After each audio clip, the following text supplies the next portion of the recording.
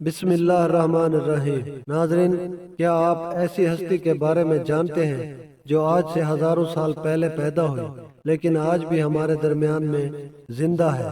یہ ہستی مختلف موقعوں پر ہمارے سامنے آتی ہے اور ہمیں راہ دکھاتی ہے۔ یہ ویڈیو دور حاضر میں دنیا کی سب سے طاقتور شخصیت کے بارے میں ہے، جو ایسے پراسرار ہیں کہ ہم سب کے درمیان میں بھی موجود ہے اور موجود نہیں بھی ہے، اور اس عظیم ہستی کا نام ہے حضرت خضر علیہ السلام۔ اس ویڈیو میں ہم بات کریں گے حضرت خضر علیہ السلام کے بارے میں، لیکن ویڈیو میں آگے بڑھنے سے پہلے اگر آپ نے ابھی تک سبسکرائب نہیں کیا تو کر لیں اور بیل آئیکن کو پریس کر دیں تاکہ آپ کو آنے والی تمام تر ویڈیوز کے بارے میں معلومات ملتی رہے۔ حضرت خضر علیہ السلام کو ہمیشہ زندہ رہنے کی طاقت کیسے ملی، اس کے متعلق مختلف آراء پائی جاتی ہیں۔ ایک رائے ابن عساکر کی ہے جس میں انہوں نے کہا ہے کہ آدم علیہ السلام کی وفات کا وقت جب قریب آیا تو آدم علیہ السلام نے اپنے تمام لڑکوں کو جمع کیا اور جمع کر کے فرمایا کہ اے میرے بیٹو، بے شک اللہ تعالیٰ زمین والوں پر بڑا عذاب نازل فرمانے والا ہے، اس لیے میری وفات کے بعد میری میت کو کسی غار میں رکھ دینا یہاں تک کہ میں سکون پا جاؤں۔ اس کے بعد میری میت کو ملک شام میں منتقل کر دینا۔ لہذا آپ علیہ السلام کی وفات کے بعد آپ کا جسم مبارک آپ کے بیٹوں کے پاس ہی رہا، اور جب اللہ نے نوح علیہ السلام کو محبوس فرمایا تو انہوں نے آدم علیہ السلام کے جسم مبارک کو اپنے پاس رکھا۔ پھر جب طوفان نوح آیا اور اس طوفان نے طلوع ارض میں تباہی پھیلا دی، اس طوفان کے باعث زمین ایک لمبے عرصے تک پانی میں ڈوبی رہی۔ اس طوفان کے ختم ہونے کے بعد نوح علیہ السلام بابل شہر میں ٹھہر گئے۔ پھر نوح علیہ السلام نے اپنے تینوں بیٹوں، جن میں شام اور یام بھی شامل تھے، ان کو بلایا اور بلا کر نصیحت کی کہ آدم علیہ السلام کی میت کو اس غار سے لا کر شام میں اسی جگہ دفن کر دو جہاں انہوں نے وصیت کی تھی۔ نوح علیہ السلام کے بیٹوں نے کہا کہ وہ زمین جہاں سے آپ آدم علیہ السلام کو لانے کو کہہ رہے ہیں وہ زمین انتہائی وحشت ناک ہے۔ اس زمین سے کوئی بھی مانوس نہیں ہے اور نہ ہی کوئی بھی اس زمین کا راستہ جانتا ہے۔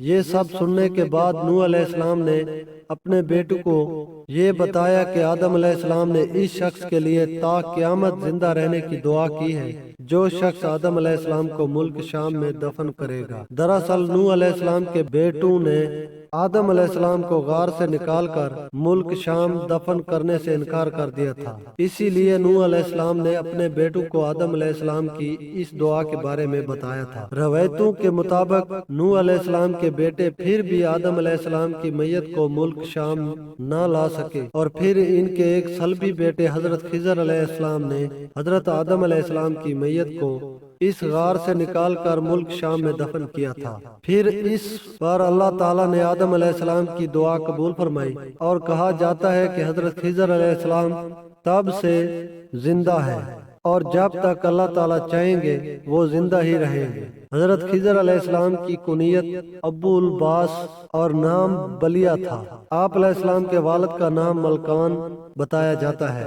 حضرت خضر علیہ السلام کے معجزات میں سے ایک معجزہ یہ بھی ہے کہ آپ جس زمین پر بیٹھتے اس زمین پر گھاس اگ جایا کرتی تھی، اسی لیے لوگ آپ علیہ السلام کو خضر کہا کرتے تھے کیونکہ اس لفظ کا مطلب بھی سبز چیز ہے۔ ایک روایت کے مطابق آپ علیہ السلام حضرت ذوالقرنین علیہ السلام کے خالہ زاد بھائی تھے۔ ذوالقرنین علیہ السلام اللہ کے نیک بادشاہ تھے جنہیں اللہ نے زمین کے بڑے حصے پر حکومت عطا فرمائی تھی۔ کہا جاتا ہے کہ حضرت خضر علیہ السلام ذوالقر علیہ السلام کے وزیر تھے۔ کتابوں میں حضرت خضر علیہ السلام کی لمبی عمر اور موت نہ آنے کی وجہ یہ بھی لکھی ہے کہ آپ علیہ السلام نے آب حیات نامی ایک چشمے کا پانی پیا تھا۔ ناظرین، آب حیات کے بارے میں یہ بات کی جاتی ہے کہ جو بھی شخص اسے پیے گا یا اس میں غسل کرے گا اسے کبھی بھی موت نہیں آئے گی۔ آب حیات کا ذکر مختلف جگہوں پر بھی ملتا ہے۔ توریت کے بابل یوحنا میں بھی آب حیات کا ذکر یوں ملتا ہے، پھر اس نے مجھے بلور کی طرح کا چمکتا ہوا آب حیات کا ایک دریا دکھایا جو خدا کے تخت سے نکل کر اس شہر کے درمیان میں بہتا تھا، اور اسی دریا کے پار زندگی کا ایک درخت بھی تھا۔ آب حیات کا ذکر قدیم داستانوں اور کتابوں میں بھی ملتا ہے۔ ان داستانوں میں 3 شخصیات کا ذکر ملتا ہے جو آب حیات تک پہنچ گئے تھے۔ ان میں ایک حضرت الیاس علیہ السلام، دوسرے حضرت ذوالقرنین علیہ السلام اور تیسرے حضرت خضر علیہ السلام بتائے جاتے ہیں، اور ان تینوں شخصیات میں سے حضرت خضر اور حضرت الیاس علیہ السلام کو ہی وہ پانی نصیب ہوا تھا۔ روایتوں کے مطابق حضرت ذوالقرنین علیہ السلام نے تاریخی کتابوں میں پڑھا تھا کہ سام بن نوح کی اولاد میں سے ایک شخص چشمہ حیات سے پانی پیے گا تو اسے موت نہیں آئے گی، اس لیے ذوالقرنین علیہ السلام نے پانی کی تلاش میں مغرب کا سفر کیا۔ ذوالقرنین علیہ السلام کے علم میں یہ بات آئی کہ آب حیات اندھیرے راستے میں موجود ہے اور وہاں 360 چشمے ہیں۔ یہ جانتے ہوئے ذوالقرنین علیہ السلام نے اپنے لشکر میں سے 360 افراد کو منتخب کیا اور ہر ایک کو ایک مچھلی دے کر خضر علیہ السلام کی سربراہی میں روانہ کیا۔ تمام افراد کو یہ عہد کی کہ ہر شخص اپنی اپنی مچھلی کے ساتھ چشمے میں اتر جائے گا اور واپس آ کر اپنی اپنی مچھلی ظاہر کرے گا۔ کافی لمبے سفر اور دشواری کے بعد یہ لوگ چشموں تک پہنچ گئے۔ جب واپس آئے تو ذوالقرنین علیہ السلام نے کہا کہ اپنی اپنی مچھلی جمع کروا دے، اور اس عہد پر سب نے اپنی اپنی مچھلی ان کے سامنے پیش کر دی سوائے خضر علیہ السلام کے۔ جب ذوالقرنین علیہ السلام نے دریافت کیا تو حضرت خضر علیہ السلام نے بتایا کہ میں جب چشمے میں اترا تو مچھلی میرے ہاتھ سے نکل کر پانی میں چلی گئی۔ میں نے غوطہ لگا کر اس کو پکڑنے کی بہت کوشش کی مگر وہ مچھلی میرے ہاتھ نہ آئی اور میں ناکام رہا۔ یہ سن کر ذوالقرنین علیہ السلام نے حضرت خضر علیہ السلام سے کہا کہ اس کا مطلب یہ ہے کہ وہ آب حیات کا پانی آپ کے مقدر میں تھا۔ ناظرین، آب حیات کے پانی میں غوطہ لگانے کے باعث خضر علیہ السلام ہمیشہ زندہ رہیں گے اور آپ علیہ السلام کو کبھی بھی موت نہیں آئے گی۔ خضر علیہ السلام سے موسیٰ علیہ السلام کی ملاقات بھی ہوئی ہے اور یہ ذکر قرآن مجید میں ملتا ہے جس کے مطابق خضر علیہ السلام کو ایک الہامی علم عطا کیا گیا تھا جس کو علم لادونی کہتے ہیں۔ اس علم کو سیکھنے کے لیے موسیٰ علیہ السلام خضر علیہ السلام کی خدمت میں حاضر ہوئے اور ان سے درخواست کرتے ہیں کہ اللہ نے جو علم خضر علیہ السلام کو عطا کیا ہے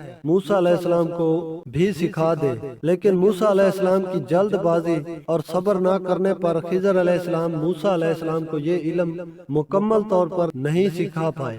بعض علماء نے اس واقعے کو دلیل بنا کر خضر علیہ السلام کو نبی قرار دیا ہے کیونکہ ایک پیغمبر کو ایک عام آدمی کچھ بھی نہیں سکھا سکتا۔ ناظرین، کہا جاتا ہے کہ خضر علیہ السلام کو جو علم لادونی عطا کیا گیا تھا اس کے ذریعے آپ مشکل میں پھنسے لوگوں کی مدد فرماتے ہیں اور گمراہوں کی رہنمائی بھی فرماتے ہیں۔ لوگوں میں یہ بھی مشہور ہے کہ آپ علیہ السلام راستہ بھٹک جانے والوں کی رہنمائی فرماتے ہیں۔ اگر کوئی اللہ کا بندہ راستہ بھٹک جاتا ہے تو خضر علیہ السلام عین وقت پر اس کی مدد کو پہنچ جاتے ہیں۔ روایتوں کے مطابق حضرت الیاس علیہ السلام کی ذمہ داری سمندر میں لوگوں کی رہنمائی کرنا ہے اور حضرت خضر علیہ السلام زمین میں لوگوں کی رہنمائی کرتے ہیں۔ بعض روایتوں کے مطابق خضر علیہ السلام نے نبی پاک صلی اللہ علیہ وآلہ وسلم کے ہاتھوں پر بیعت بھی کی ہے اور مدینہ میں آپ صلی اللہ علیہ وآلہ وسلم سے ملاقات کے لیے بھی آیا کرتے تھے۔ اس کے علاوہ عمر بن عبدالعزیز سے بھی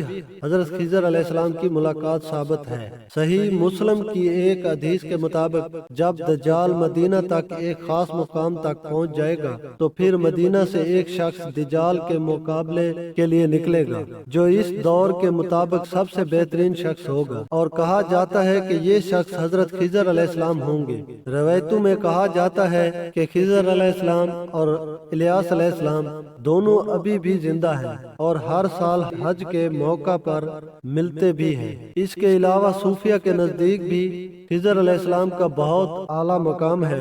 وہ خضر علیہ السلام کو اپنا رہنما تصور کرتے ہیں۔ بعض صوفیہ سے ان کی ملاقات بھی ثابت ہے، جبکہ بعض صوفیہ کا یہ بھی کہنا ہے کہ خضر علیہ السلام نے انہیں علم دین بھی سکھایا ہے، اور صوفیہ आप अलैहिस्सलाम को ख्वाजा खिजर के नाम से पुकारते हैं। नाजरीन, इस वीडियो से इतना ही। मजीद वीडियो के लिए हमारे चैनल को सब्सक्राइब कर दें और वीडियो को लाइक कर दें ताकि आपको आने वाली तमाम तर वीडियोस मिलती रहे। मिलते हैं अगली वीडियो में, तब तक अल्लाह हाफ़िज़।